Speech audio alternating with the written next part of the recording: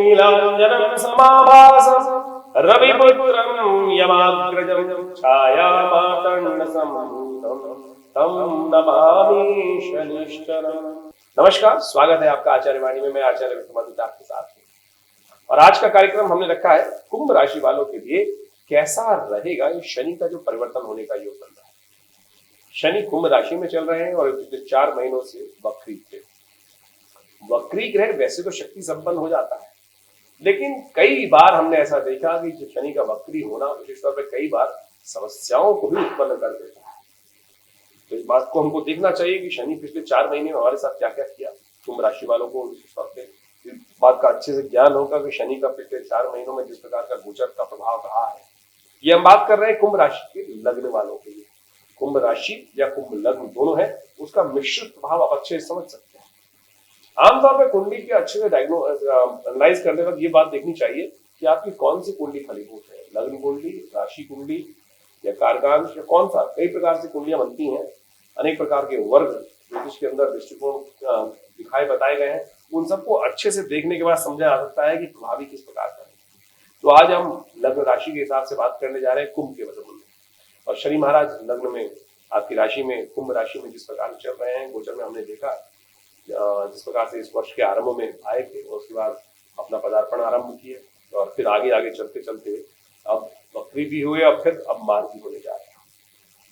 ये मार्गी होना शनि के लिए विशेष तौर पे कुंभ राशि वालों के लिए बड़ा ही शुभ दिखाई देता है और कई मामलों में शुभ है, कई मामलों में थोड़ा सा कष्ट का योग दिखाई देता है। शनि की 3 दृष्टि होती है, जैसे आप सब लोग जानते ही होंगे। शनि लग्न में अवस्थित है तो तीसरी दृष्टि से तृतीय भाव को देखेंगे, सप्तम दृष्टि से सप्तम भाव को देखेंगे, दशम दृष्टि से दशम भाव को देखेंगे। अब इसमें 2 दृष्टियां जो है वो बड़ी विशेष संबंध रखती हैं।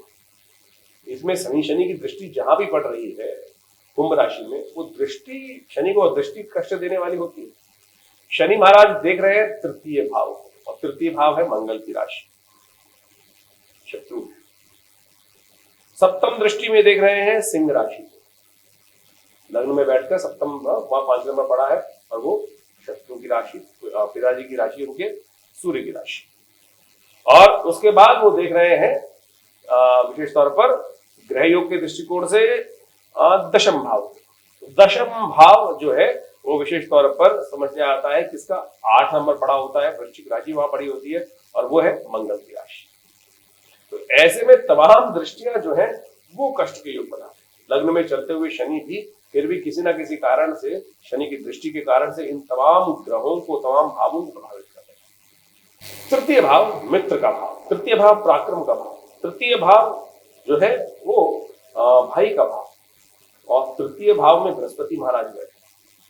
राहु के साथ चल रहे थे पिछले काफी लंबे समय से और अब वो राहु से बाहर आ गए हैं। तो किसी ना किसी मामले में तो अच्छा हुआ, लेकिन शनि की दृष्टि अभी भी लगातार वहां पड़ रही है। तो आपको इन सब क्षेत्रों में बहुत सावधानी के साथ काम करने की जरूरत है। कहीं पार्टनर भाग ना जाए जो साथ में काम कर रहा है।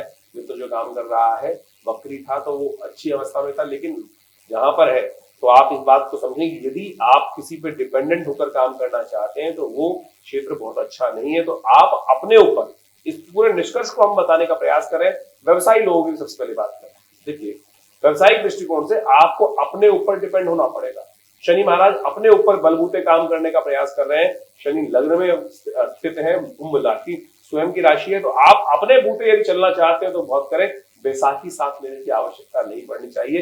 यदि बैसाखी किसी भी व्यक्ति की सहयोग लेने की बात करते हैं, वो सहयोग धोखा देने के योग बना सकता है। तो साफ साफ इस गोचर के दृष्टिकोण से समझ आ रहा है। सामने का भाव जीवन साथी का भाव है, सामने वाला व्यापार का भाव है और शनि महाराज वहां बैठकर उस दोनों क्षेत्रों में भी कष्ट देने के योग दे सकते हैं। तो इस बात को भी हमें अच्छे से समझ लेना चाहिए।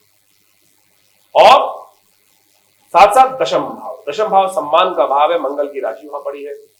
कुंभ राशि के संबंध में यदि बात कर लें तो इस बात को अच्छे समझ लेना चाहिए कि मान सम्मान, नौकरी, राज्य, तमाम किस्में शनि की दृष्टि कहीं ना कहीं परेशान करने के योग बना सकती है। अब ये तो गोचर का प्रभाव है, जिस प्रकार से हमें समझकर तो बहुत अच्छे से कार्य करने का प्रयास करना चाहिए।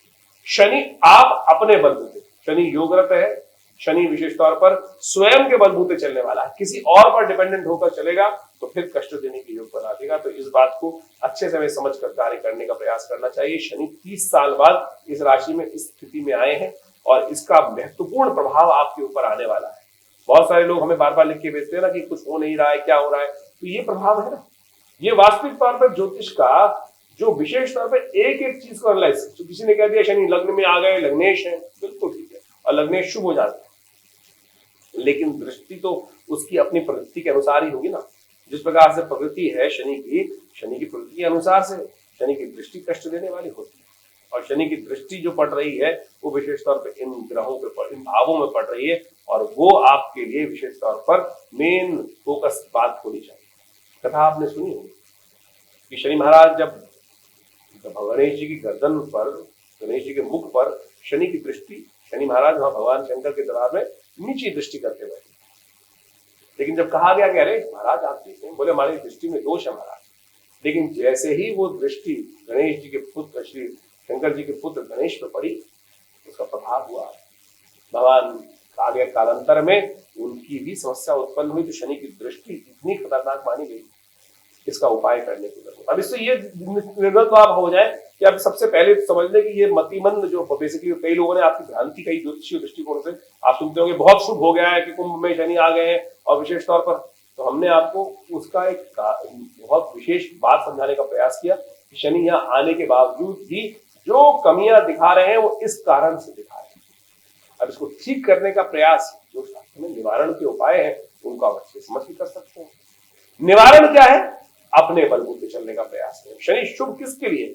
अपने लिए। शनि महाराज स्वग्रही होकर बैठे हैं लग्न में, राशि में, कुंभ राशि में, अपने लिए बैठे हैं। तो कुंभ राशि वालों आप अपने लिए शुभ है, लेकिन किसी और पर डिपेंडेंट होकर काम करना कहीं ना कहीं कष्ट देने के योग बना देगा। तो शनि के योगरत रहते हुए जो उपाय है वो अवश्य करने का प्रयास करें, तब जाकर ये शनि का प्रभाव आने वाले 18 महीने में जो होने वाला है उसका लाभ आप ले सकते हैं।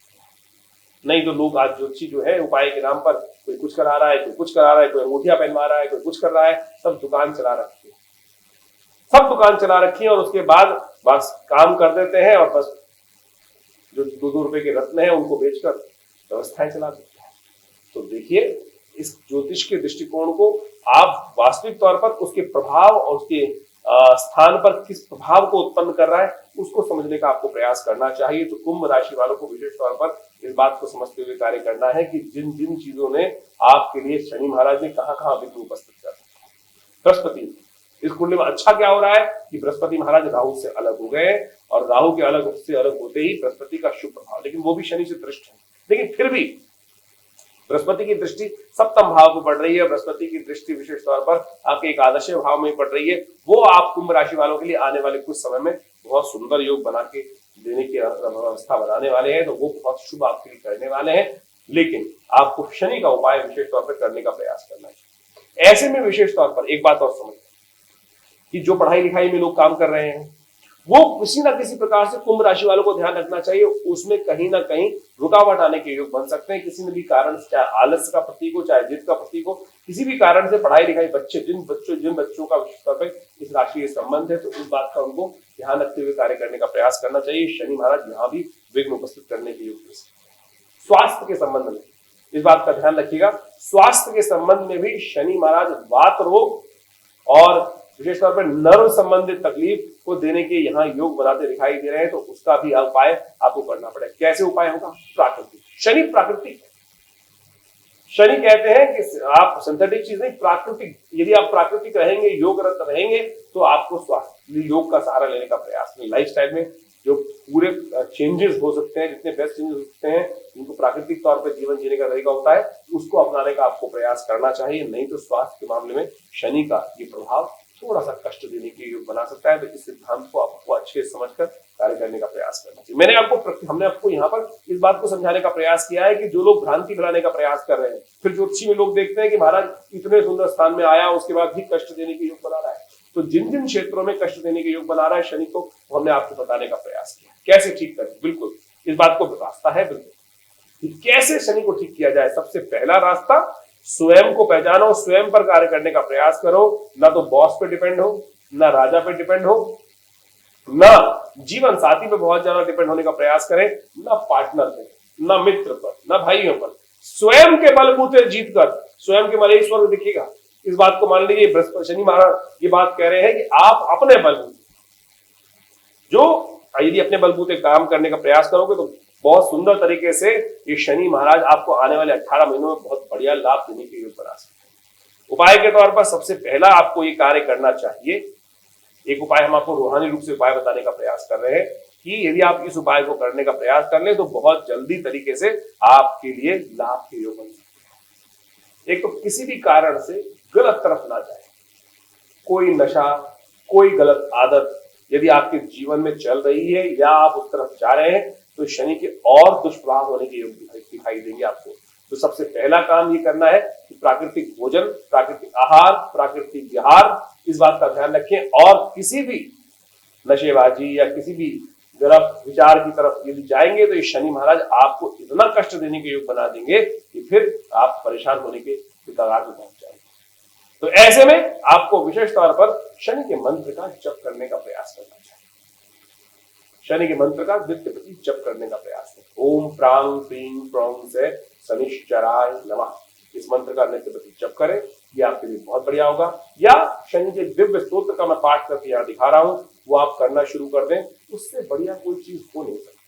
महाराज दशरथ के द्वारा की गई प्रार्थना है जिसे कहा जाता है दशरथ के शनि स्तोत्र। नमः कृष्णाय नीलाय श्रीकंठ निभाय च, नमः कालाग्निरूपाय कृतांताय च वै नमः, नमो निर्मांसदेहाय दीर्घमश्रुजटाय च, नमो विशाल नेत्राय शुष्कोधर भयाकृते, नमः पुष्कलगात्राय स्थूलरोमणे वै नमः, नमो दीर्घाय शुष्काय कालं द्रष्ट नमोस्तुते, नमस्ते कोडराक्षाय दुर्निरीक्षाय वै नमः, नमो घोराय रौद्राय भीषणाय कपालिने, नमस्ते सर्वभक्षाय बलिमुख नमोस्तुते, सूर्यपुत्र नमस्तेस्तु भास्करे भयदाय च, अधो दृष्टे नमस्तेस्तु संवर्तक नमोस्तुते, नमो मंदगते तुभ्यं विस्त्रंशाय नमोस्तुते, तपसा दग्ध देहाय नित्यं योगरताय च, नमो नित्यं क्षुधार्ताय अतृप्ताय च वै नमः, ज्ञानचक्षु नमस्तेस्तु कश्यपात्मज सूनवे,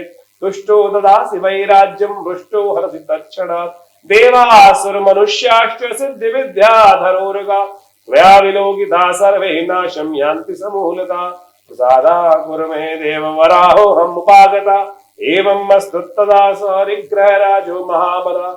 ये दशरथ के शनि स्तोत्र और इसका ऐसा चमत्कारी प्रभाव है, यदि एक बार नित्य प्रति इसका श्रवण भी कर ले आप। जी हाँ, कथा का श्रवण करने जाते हैं ना, कथा का पाठ तो नहीं करते आप, कथा का करना पाठ और कथा का श्रवण करना, श्रवण करने का महत्व है।